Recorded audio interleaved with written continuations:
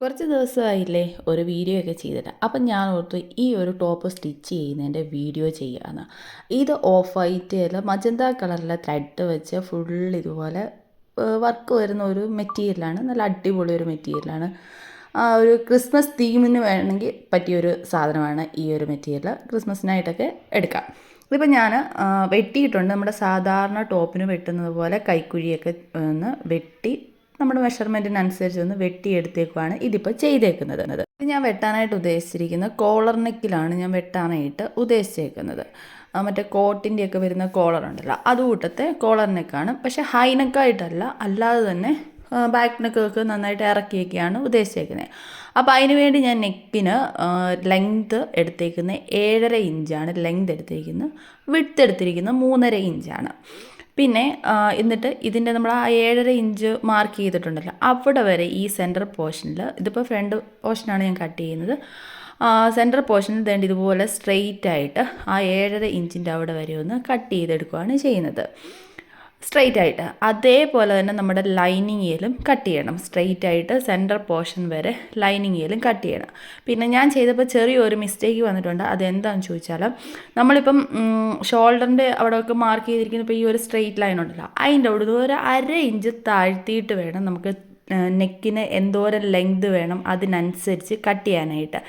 എന്താണെന്ന് ചോദിച്ചാൽ, ഇപ്പം ഞാൻ ഈ കറക്റ്റ് വെട്ടിയിരിക്കുന്ന ആ ഷോൾഡറിൻ്റെ ഒക്കെ ആ പോർഷൻ ഇങ്ങനെ സ്ട്രെയിറ്റ് ആയിട്ട് വെട്ടിയിട്ടുണ്ടല്ലോ അവിടുന്ന് ഞാൻ നെക്കിനുള്ളത് മാർക്ക് ചെയ്തിരിക്കുന്നത്, ലെങ്ത് മാർക്ക് ചെയ്തിരിക്കുന്നതുകൊണ്ട് സ്റ്റിച്ച് ചെയ്ത് കഴിഞ്ഞപ്പോഴത്തേക്കും നമുക്ക് ഷോൾഡർ അടിക്കാനായിട്ട് അവിടെ സ്പേസ് ഇല്ലാതെ വന്നു.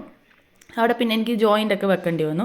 അതുകൊണ്ട് അത് ഒഴിവാക്കാനായിട്ട് നമ്മൾ ഫസ്റ്റ് ആ തുടങ്ങുന്നതിൻ്റെ അവിടെ നിന്ന് ഒരു 1/2 ഇഞ്ച് താഴോട്ടൊന്ന് മാർക്ക് ചെയ്തിട്ട് അവിടെ ഒന്ന് നമുക്ക് നെക്കിന് എന്തോരം ലെങ്താണ് വേണ്ടത് അതിനനുസരിച്ച് മാർക്ക് ചെയ്തിട്ട് ഇതുപോലെ സ്ട്രെയിറ്റ് ആയിട്ട് കട്ട് ചെയ്യുകയാണ് ചെയ്യേണ്ടത്.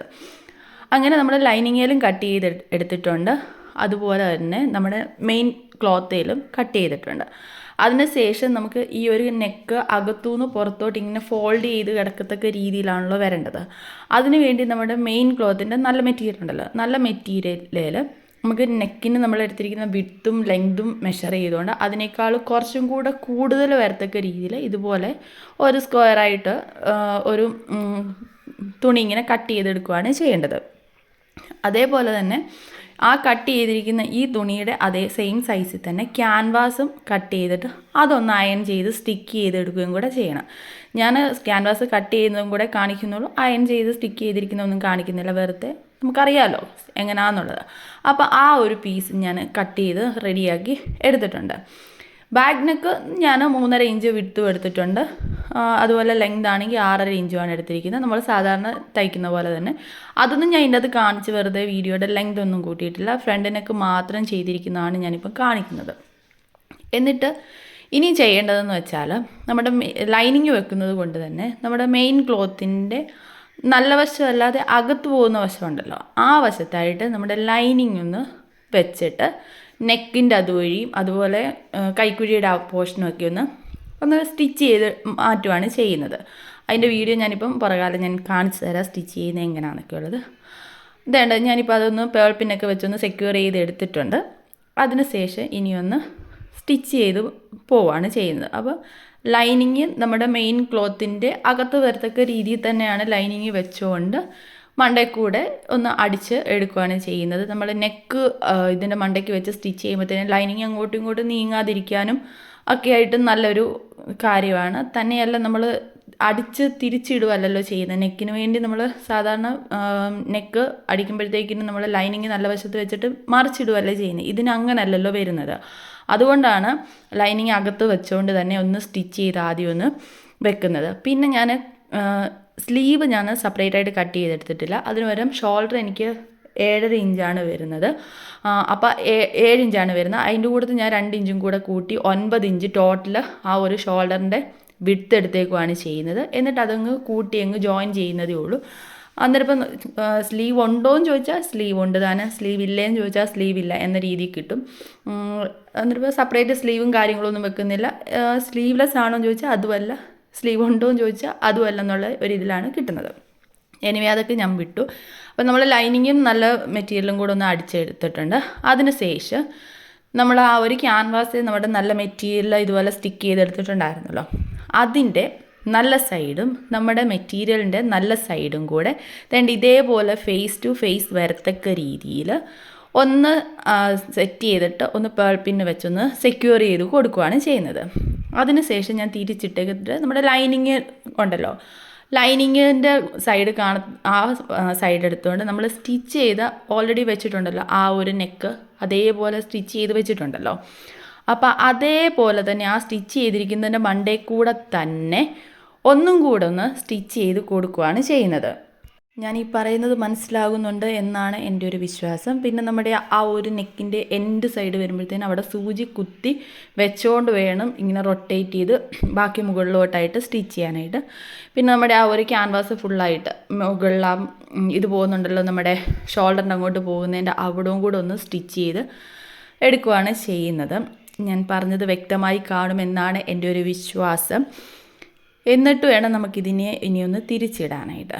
അതിന് മുന്നായിട്ട് നമ്മൾ ക്യാൻവാസിൻ്റെ തുണി നമ്മൾ കട്ട് ചെയ്തിട്ടില്ലല്ലോ, പകരം സ്ട്രെയിറ്റ് ആയിട്ട് വെച്ച് അങ്ങ് സ്റ്റിച്ച് ചെയ്യുകയല്ലേ ചെയ്ത്. അപ്പം നമ്മൾ ലൈനിങ്ങും മെയിൻ ക്ലോത്തും കൂടെ കട്ട് ചെയ്തിട്ട് അത് സ്റ്റിച്ച് ചെയ്ത് വെച്ചേക്കുമായിരുന്നല്ലോ. അപ്പോൾ ആ ഒരു കട്ട് ചെയ്തിരിക്കുന്ന കട്ടിങ്ങിൻ്റെ അകത്തൂടെ തന്നെ നമ്മുടെ ക്യാൻവാസിൻ്റെ ആ ഒരു മെറ്റീരിയലും കൂടെ ഇതേപോലെ ഒന്ന് കറക്റ്റായിട്ട് എന്തോരമാണ് നമ്മൾ കട്ട് ചെയ്തിരിക്കുന്നത് അതിനനുസരിച്ചൊന്ന് കട്ട് ചെയ്തെടുക്കുകയാണ് ചെയ്യുന്നത്.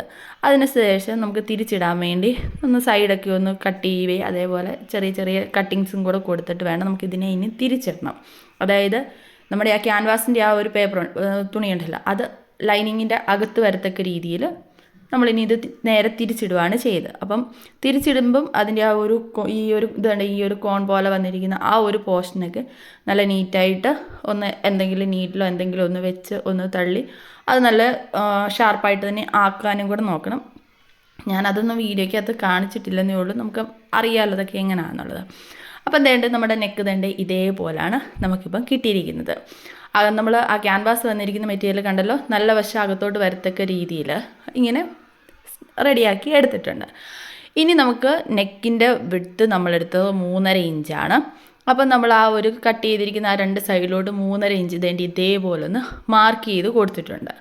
അതിനുശേഷം നമ്മുടെ ഇതിപ്പം ശരിക്കും പറഞ്ഞാൽ ഒരു വീനക്കല്ല വരുന്നത്. അപ്പോൾ ആ ഒരു എൻഡ് വരുന്ന ആ പോർഷനിലോട്ട് അവിടെ നിന്ന് നമ്മൾ ആ 3.5 ഇഞ്ച് മാർക്ക് ചെയ്തിരിക്കുന്ന അവിടോട്ട് ഇതേപോലെ വീനക്കിന് വരയ്ക്കുന്നത് പോലെ തന്നെ ഒന്ന് വരച്ചു കൊടുക്കുകയാണ് ചെയ്യുന്നത്. ഇപ്പം വരച്ചില്ല എന്നുണ്ടെങ്കിൽ കുഴപ്പമില്ല, സ്ട്രെയിറ്റ് ആയിട്ട് അതേപോലെ ഒന്ന് സ്റ്റിച്ച് ചെയ്തെടുത്താൽ മതി. നമ്മൾ ആ 3.5 ഇഞ്ചിൽ നിന്ന് കറക്റ്റ് ആ ഒരു നെക്കിൻ്റെ എൻഡ് വരുന്നിടത്തോട്ട് ഇതേപോലെ ഒന്ന് സ്റ്റിച്ച് ചെയ്താൽ മതി. ഞാൻ വരച്ചിട്ട് സ്റ്റിച്ച് ചെയ്തപ്പോൾ അതാകുമ്പോൾ കറക്റ്റ് ആ ഒരു സ്ട്രെയിറ്റ് ലൈനായിട്ട് തന്നെ നമുക്ക് കിട്ടുമല്ലോ, വളവും ഒന്നും ഇല്ലാതെ കിട്ടുമല്ലോ. അതിന് വേണ്ടിയാണ് ഞാൻ അങ്ങനെ ചെയ്തത്. ഇല്ല നിങ്ങൾക്ക് അല്ലാതെ വേണമെന്നുണ്ടെങ്കിലും ചെയ്യാൻ, ഞാൻ വരച്ചിട്ട് സ്റ്റിച്ച് ചെയ്തു എന്ന് മാത്രമേ ഉള്ളൂ. പിന്നെ നിങ്ങൾ ആദ്യമായിട്ട് എൻ്റെ ഈ യൂട്യൂബ് ചാനൽ കാണുന്നതെങ്കിൽ ഒന്ന് സബ്സ്ക്രൈബ് ചെയ്യുക. അതുപോലെ തന്നെ ഈ വീഡിയോ യൂസ്ഫുള്ളായിട്ട് തോന്നുന്നുണ്ടെങ്കിൽ ലൈക്ക് ചെയ്യാനും ഷെയർ ചെയ്യാനും കമൻറ്റ് ചെയ്യാനായിട്ട് മറക്കരുത്. അങ്ങനെ നമ്മൾ 2 സൈഡും അടിച്ചെടുത്തിട്ടുണ്ട്.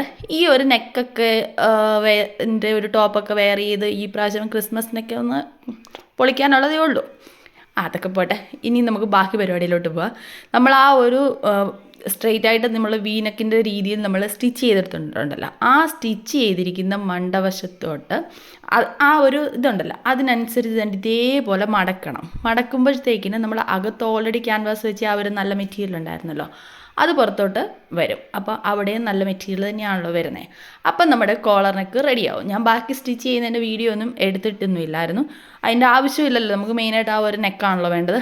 അതുകൊണ്ട് തന്നെ ഞാൻ ആ ഒരു നെക്ക് മാത്രം ചെയ്യത്തക്ക രീതിയിലാണ് ഞാൻ വീഡിയോ എടുത്തിരുന്നത്. അപ്പോൾ ഇതാണ് നമ്മുടെ ഫൈനൽ ഔട്ട്പുട്ട്. കണ്ടിട്ട് നിങ്ങൾക്ക് ഇഷ്ടപ്പെട്ടോ ഇല്ലോ എന്നുള്ളത് എന്തായാലും കമൻറ്റ് ചെയ്ത് പറയാം.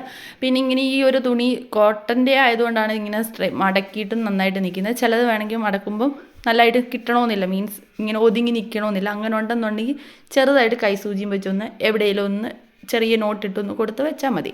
പിന്നെ ഞാൻ കൈയുടെ കാര്യം പറഞ്ഞില്ല, സ്ലീവ് വെച്ചിട്ടില്ല എന്നൊക്കെ. ആ ഒരു ഷോൾഡർ അത്രയും കൊടുത്തത് കാരണം കൂട്ടി അടിച്ചെടുക്കുമ്പോഴത്തേന് ചെറിയൊരു സ്ലീവും കൂടെ കിട്ടും.